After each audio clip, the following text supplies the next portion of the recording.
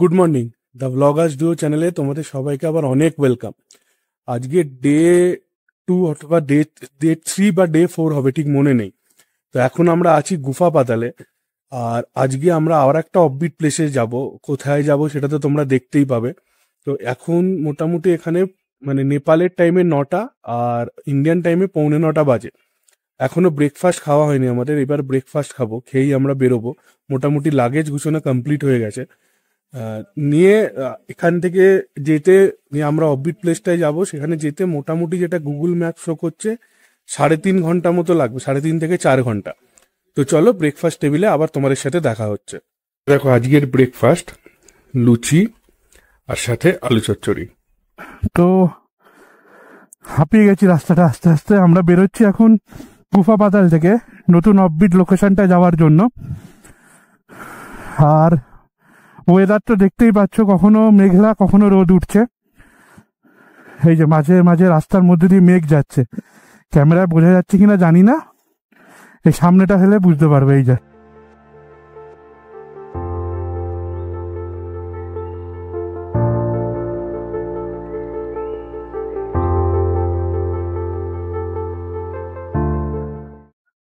কি সুন্দর লাগছে দেখো জায়গাটা।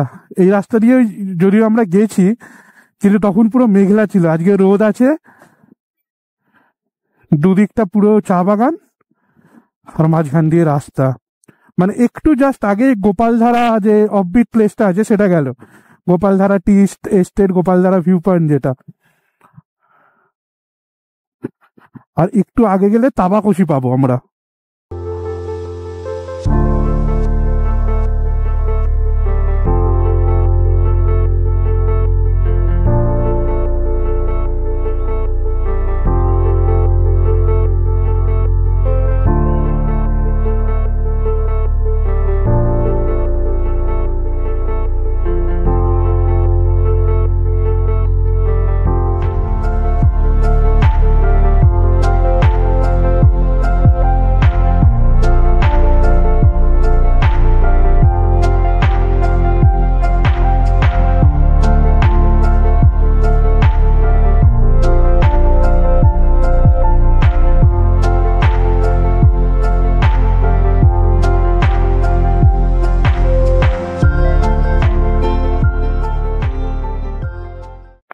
কি দারুণ লাগছে দেখো জায়গাটা, মানে রাস্তাটা।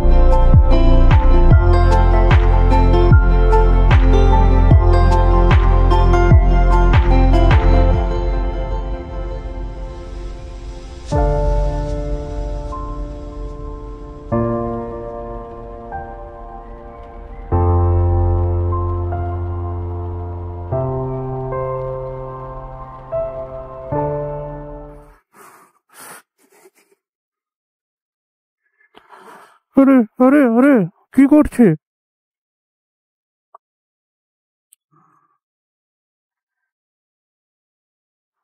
তো কি আমি এমনি দাঁড়িয়ে আছি, ঘপক করে ঢুকে গেল।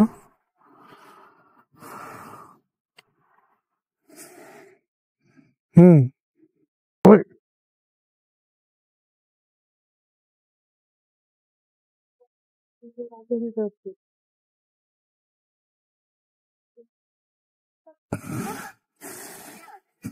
টেরা আছে, ও চলে আসুক, আমি তারপর যাবো। বলবো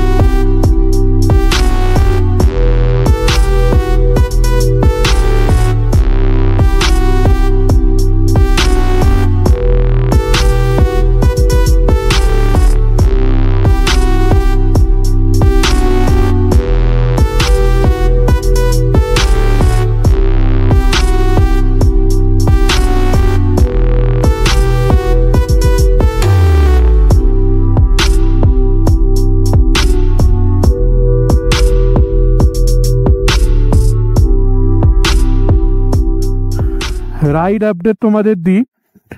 আমরা একটু আগে সীমানা ভিউ পয়েন্ট পেরোলাম, দেখো ওয়াটারপ্রুফ পরে আছি, বৃষ্টি হচ্ছিল খুব, সেই জন্য দাঁড়িয়েছিলাম।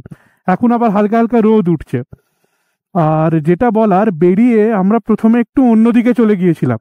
গুগল ম্যাপ যে রাস্তা শো করছিল সেই রাস্তা বরাবর আমরা গিয়েছিলাম, কিন্তু লোকাল লোকজনদের জিজ্ঞেস করলাম, বললো আমরা যে ডেস্টিনেশনটায় যাচ্ছি ওই রাস্তাটা দিয়ে গেলে রাস্তা প্রচন্ড খারাপ। একজন লোকাল লোক তো বলছে হাম লোগই রোজ গিরতে হ্যাঁ। তো সেই জন্য আমরা একটু ঘুরে ঘুরে অন্য রাস্তা দিয়ে যাচ্ছি।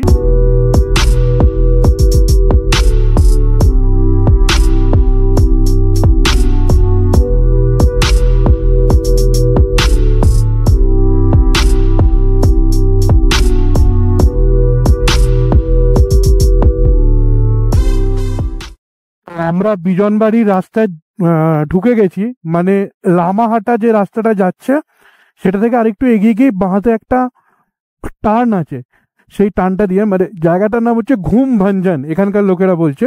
সেই ঘুম ভাঞ্জান থেকে বাঁহাতে একটা রাস্তা বেঁকে গেছে, ইট পাতা রাস্তা এখন, সেই রাস্তাটা দিয়ে বেঁকে এই হচ্ছে বিজনবাড়ির রাস্তা।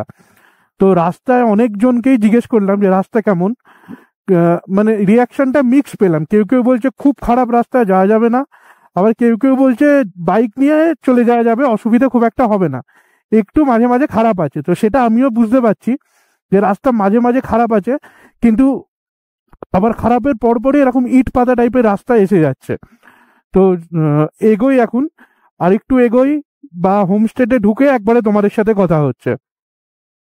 ওই দেখো সামনে একটা ঝর্ণা বলতে বলতেই।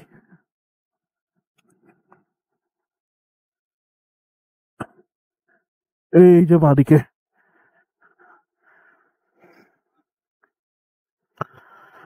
এখানে যে মানে রাস্তাটা এমনই ঘাড় ঘুরিয়ে যে তোমাদের দেখাবো সেটার উপায়ও নেই। ঠিক আছে চল, আবার পরে কথা হচ্ছে। দেখো যেটা যেটা তোমাদের বলছিলাম যে রাস্তা ততক্ষণও ভালো ছিল, তারপর থেকে এরকম রাস্তা পাচ্ছি, মানে লাস্ট বেশ কিছুক্ষণ ধরে এরম রাস্তায় গাড়ি চালাচ্ছি, সেই জন্য ক্যামেরা অন করতেও পারিনি, মানে হাত হ্যান্ডেল থেকে হাত সরাতে পারছি না, এতটাই রাস্তাটা খারাপ।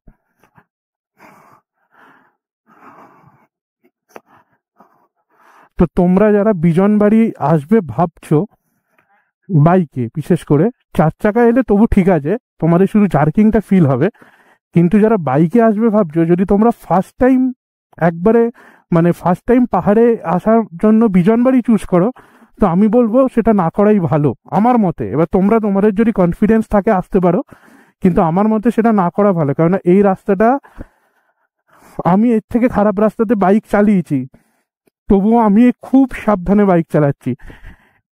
যদিও একটা এটা খুব ভালো যে এটা পুরোটাই পাশে গার্ডরেল দেয়া আছে, এরকম অনেক জায়গা আছে যেখানে এরকম খারাপ রাস্তা কোনো গার্ডরেলও থাকে না, কিন্তু এখানে গার্ডরেলটা দেওয়া আছে, এটাই ভালো। আমি তখন থেকে ফার্স্ট গিয়ারে গাড়ি চালিয়ে আনছি, মানে একটু মাঝে মাঝে সেকেন্ড গিয়ার করার সুযোগ পেয়েছি, তারপর থেকে বেশিরভাগ রাস্তাটাই আমি ফার্স্ট গিয়ারে চালিয়ে আনছি। আর এই দেখো রাস্তার কন্ডিশন কিরকম। তো এই সমস্ত কিছু বুঝে তোমরা বিজনবাড়ি আসার প্ল্যান করো। আর রাস্তাটা মানে 90% রাস্তা কিন্তু খুবই খারাপ এখানকার। হ্যাঁ নেবে যাও।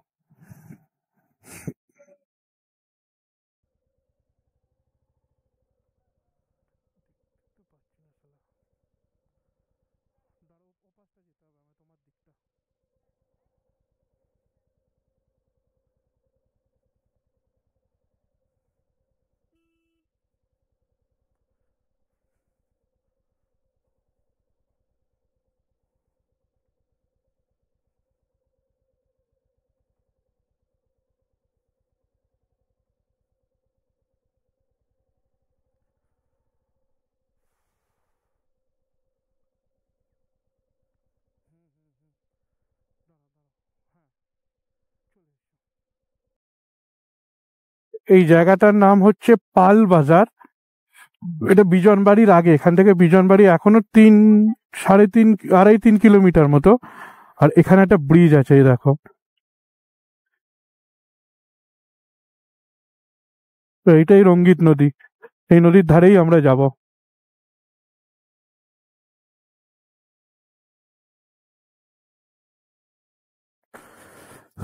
পৌঁছে গেছি হোমস্টেতে, মানে রেলিং রঙ্গিত রিভার ফার্মস্টে। এবার এখনো চেক ইন করিনি, এই যে এখন এরকম যিনি জায়গাটা চেক ইন করি, তারপর তোমাদের সাথে কথা হচ্ছে আবার।